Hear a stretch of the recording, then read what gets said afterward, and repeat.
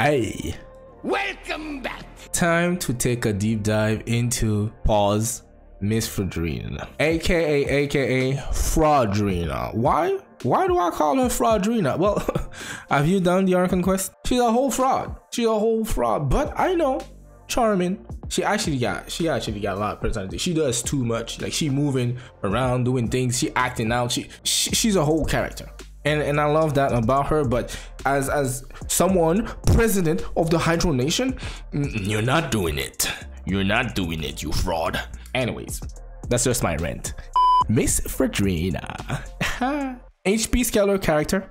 Yes, so we are trying to build more HP onto her kit as an offensive stats, which is off bat very, very delicious. Just so you know, HP scalars, I love them the most. She also has a passive which will give her bonus damage based on the amount of HP she has to her E. So imagine having more HP instead of Hydro bonus. I'm just saying. Thoughts? Her E, talking about it, summons 3 Pokemons for you to fight on field. So you got 3 compadre with you fighting at the same time. No, they're not Guaba. Guaba ain't doing nothing. No, they're not Baron Bunny. Alright? They're more like Oz. Different type of Oz, but just Hydro. Really interesting. Does that mean she's like Xingqiu Yalan? No, absolutely not. Absolutely not. She's a little bit slower with it. She has finesse into it. But it is very easy to achieve a lot of damage with those 3 Pokemons on field. That's not all. If you chose to do some charge attack here and there with Miss Fraudrina, you can change states and become a healer. Oh my god. She does it all? I mean, she try to be jack of all trade, you know? She has 2 color eyes. Let her do stuff, yeah? Oh, though. That's the bread and butter. To me, that's the bread and butter. That's where she will give you what you want from taking away what you need to stay alive. Damage. Oh, we love big numbers. All right, so it's giving, trying to get your burst uptime, trying to stay with the alt, trying to get your E on field all the time, and etc. Right? The only thing that I find, and I'm thinking that's how it's gonna work, kind of unfortunate, is once you press E, it's gonna be an overtime energy procking and not a burst. Let's say Diona. It's not gonna be a huge pile of energy coming to her. It's gonna be overtime, and by that time she will definitely be off field. So already there needs to be some fixing from artifacts or weapons to make her have a good burst uptime. Disclaimer, I am going to separate weapons into 4 categories. Yes, 4. So if you see an artifact next to a weapon, that means that's what I'm thinking she should be played of. We have the Golden Troop Flower for outfield. We have Emblem Flower for burst uptime. We have the HOD, Hearts of Death Flower for on-field DPS. Because, wait, yes. Not necessarily with Constellation. You could try and force it onto her, that job. You could try. Is there a lot of benefits? Not too sure, but you could try. If you want to main, you can main. Yeah, have fun. Last and not least, we have Lost in Paradise for reaction base. That said, let's get into weapons. Cool Steel. Why Cool Steel? First of all, like I said, she's an HP based character, so most of the weapon attack percent are not gonna be factored here unless you're trying to main DPS her at the C0. Okay, at C, I don't remember which one again.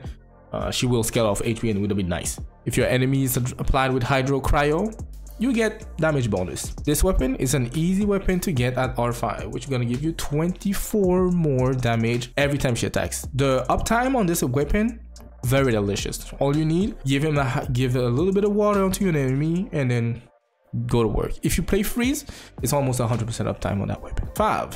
When in doubt, go 5. This one, you need to have a little bit of crit rate to proc the passive. Hey, if you proc it, that's energy for her. That's energy for the whole team. Everybody happy. No, you can't proc it off field. You need to be on field to do so. So it's a little bit finicky on that part. But as soon as you proc it, you can change Furina to someone else. Right? Lion's Roar. Now we're talking taser up in here. A little bit just like Cool Steel. This time around Pyro Electro, and I'm banking a little bit more on the Electro side. This one at R5, 36% damage.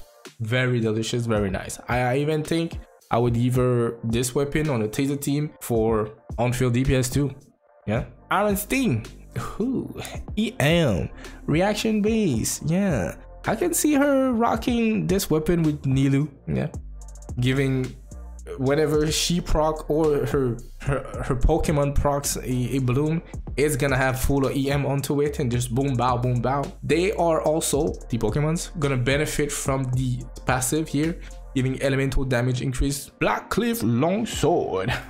This one, yes, I would go there if I wanted her to be on field and I don't have any other offensive weapon. You do need to kill enemies in order to get the attack percent, and I know I just said she scales off HP, but her normal attack scales off attack, which is a little bit confusion, right? It's giving confusion. The way to fix that, just get Candace. Press Alt on Candace, make sure Candace got full ER, full HP, and then her burst up time should be taken care of. The Black Sword, a crit rate weapon in this time round. Buff your normal attack and charge attack. Now, you don't want to do charge attack trigger happy, you just want to charge attack whenever you need her to change state. Otherwise, it's a really good weapon too. It's a solid weapon. I think it also heals you when you hit, and with her and the Pokemons taking away her HP and the HP of the whole team, it's like a trade-off. You heal, they remove, you keep on healing, they remove. I think it's a fair trade. It's not a lot of healing. My favorite weapon. My favorite. This is by far the weapon that I'm going for, because I'm not pulling for a 5-star weapon. Yeah, I'm a character collector, trying to be as low spent money on Genshin as possible. This year, Festering Desire. It just suits her so well. So well. Energy recharge as a substat. It gives you 4 to 5.9%. Love this. Yes, love this. If you're a new player, fortunately, you will not be given the chance to get that weapon. I don't think Hoyo will rerun those old weapons ever again. But oof, the passive on that weapon, the benefits of it. You get ER, good for burst up time. You get elemental damage increase, and this, if you did the event to the fullest, you get it at R5, and that is 32% elemental skill damage. So that's E buffed by 32%, and then on top of that, your E gets some crit rate. It's a little bit, 12%, but we'll take it. Who's gonna complain? To me, that's how I'm gonna play my Furina. Off field with Festering Desire. Call it a day. Cyphos Light Moon. Yes, I went there. Massive good EM that transfer into ER for the whole team. On a team where you, let's say Nilu team, where you have Yelan or Singsho and you need ER for them, but you also want her to do massive reaction, full EM or some EM HP mixed into the thing could definitely be very interesting. Now it's a little bit weird, but it's there, and I think it has merit. Yeah, it gives 165 EM at level 90. I think it's worth to be looked at for reaction-based team, especially Ninu team. Tukabu Shigure, aka the umbrella with one eye and a tongue. Again, event weapon. If you're not there by the time that weapon release, it's a little bit sad you won't have it. If you don't have this weapon, like I said, the Iron Sting is also something really delicious that you can look for. Yeah, Wolfang. Beautiful. Yo, that weapon is smexy, by the way. Beautiful weapon from the battle pass. Thank God we have new weapons on the battle pass. Oh my God, only took like 4 versions. Yeah, this one you get an increase in your elemental skill and burst. The buff on the burst with that weapon is just meh, but the E very delicious, and you also get crit rate on top of it for your attack. Yeah, so crit rate substat takes 27, and then more crit rate for your E over time. The more tick you do. Yeah. Fleuve Cendre Ferryman. Yes, it's a nerf version of Festering Desire. I'm hyped for Festering Desire, but this one is like a nerf version of it. Yeah, it's good for critting on your E, definitely, and it's really good also for ER. I think it gives a ton of ER, like burst up time. That thing is to the roof, to the roofie. But other than that, it doesn't speak my name. If you just really want her to be like alt bot, I think you can go there. The Dark Hand Assistant, aka Attack on Titan weapon. This one, good for offense, actually. This one is our first HP 4-star sword weapon Goddy, it took us all this time to get a 4-star HP substats scaling. Make it make sense. Make it make sense. But it's finally here. I can see this one being offensive. I can also see this one also being on a bloom or reaction based team, to be fair, right? You get elemental mastery, and then you get also a little bit of energy. So it's good. It could be better. It's giving. You have to get a lot of refinement to make this shine. We entering the realm of 5-star weapon. We got Skyward Blade on the mind. Good ER, very delicious ER, 55%, and then you get crit rate increase. I like that. I like that. PJ Cutter. Oh yes, that one is also very interesting. Why? Because that thing gives so much crit rate, it makes no sense. Yeah, 44.1 crit rate. Name me a better weapon. No, you got 44% crit rate plus 20 HP percent for your character. Now, to me, if I wanted on-field DPS Fraudrina, I would go there. I would definitely go there. And I feel like even with her Constellation giving her Hydro Infusion HP scaling, I feel like this weapon still has very merit. Yeah, Missplitter, very good crit damage, 4 crit damage, and then you get elemental damage bonus, 3 stacks. Right, I'm thinking it's gonna be easier to get 2 stacks out of 3. It is still very nice. Yeah, round Pagetku. Okay, no, I'm not gonna say that. Ayato sword. Elemental damage bonus, again, very delicious. This time around, instead of crit damage, get crit rate 33%, which is, you know, very nice. It's a circlet, so a whole circlet inside a weapon, and it gives you buff. Right, this one I would arguably go main DPS on field Furina with this weapon for sure. Kiyokashi suits. All right, this is gonna feel a little bit weird to say, just because it gives you a ton of HP. But if you have this weapon and you're playing on a Nilou team, just give it to Nilou. Yeah, just give it to Nilou. But she can use it. She can definitely use it. Light of Foliar Incision, massive crit damage increase, 88. That is nuts. Crit rate increased by 4%. It's a little something. It's nothing that, oh my god, it's game breaking, but it's better to have it than nothing. Yeah, I will take it. Last and not least, without even showing too much or talking too much, her signature weapon, which will definitely be something that she will tailor fit for her, right? It's just, don't have to worry about it. It's going to be a weapon that she can rock easily and then just be braided. On to artifact set. This time around, we are going to separate this again into 4 categories: support, off-field, main DPS, and a meme build. Yes, just know that a lot of two pieces in these artifact set will work fine on her. She is really flexible character. Trust me on that. Let's get into it. The instruction set, I think, is viable. Yeah, if you want your whole team to have a lot of EMs and then do reaction damage, get it. She can definitely use that. We have the Exile. If you want burst uptime and then feed energy to your whole team, she can definitely use that also. I think she has a whole lot of AR requirements, but if you can get around it, you can go there. I mean, you can go. I'm not saying that you should. Maiden Beloved, yes, I hear it. But she also has a healing capability, right? So if you just want healer Fraudrina, I don't know why you would go there, but this set can work. A two piece of this and Ocean U-Clamp also would make sense. Noblesse. Now, I have a little bit of FE about that artifact, but she can use it. Her burst is meant to buff, and if you add on buff onto the buff, I don't think it's gonna be bad, right? Because this one will give you attack percent and the other one damage percent. 2 different type of buff works in one. I honestly like. Support wise, she can use the Deepwood memories.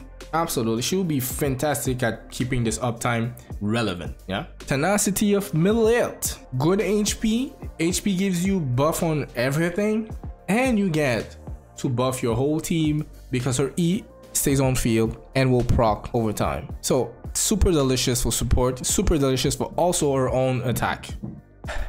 DPS sets. If you want to go on field Fraudrina, a 4-piece Glad is not even that bad, to be honest. Yeah, it will give her no one attack damage bonus with a 4-piece glad.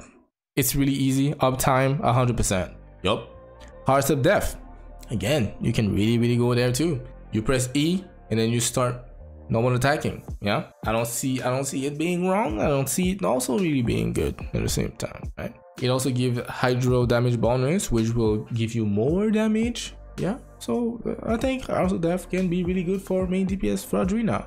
Then we have one of the favorite of the hour, Mare Shosi Hunter. This one, delicious. Normal attack buff, yes. Crit rate to the roof. I'm talking about 36 crit rate. That is so nice to have.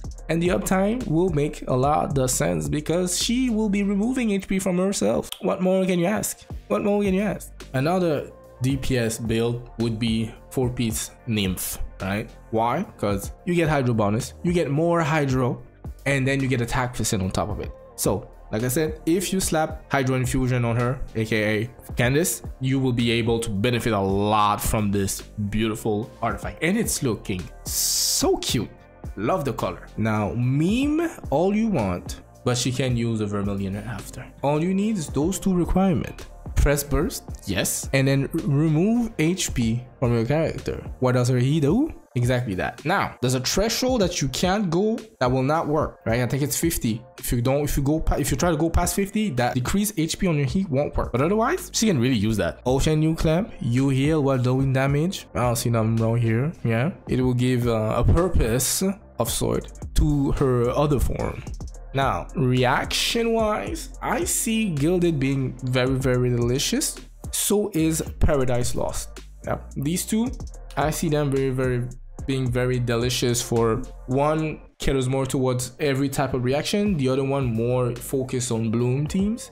Yeah, and I can definitely see Fraudrina playing with Nilo. Definitely. Thunder Suitor, if you play on Taser, you will have good uptime because the electro charge stays very long, right? So this will give you 35% damage on an electro affected enemy, and that's it. That's just it, you know. You press E and then you bring your, let's say, Kachin, and you go to town. She will do the damage that this artifact is providing. Golden Troop, baby. Now that's interesting. Yes, this beautiful artifact set has almost 100% uptime. The only thing you need to do is just PP poof. You press E, you will not have all the buff, but once you get out of the field with the Fraudrina, there it is. It is there to stay. A huge, massive 75% damage on your E. We'll take that. We'll just take that.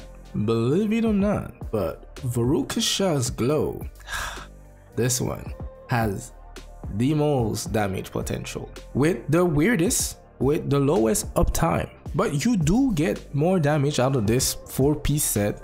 I would also encourage you to test out a 2-piece HP. Yeah, why 2-piece HP instead of 2-piece Hydro? Is because of her passive that gives her more damage on her E based off her maximum HP, right? So the more HP you get, the more buff you benefit from your E, and it is more beneficial than a Hydro damage bonus. The Hydro will count because the Pokemons are doing Hydro damage, but the HP will buff that furthermore, which gives it more importance. Yeah, so that's about it for me.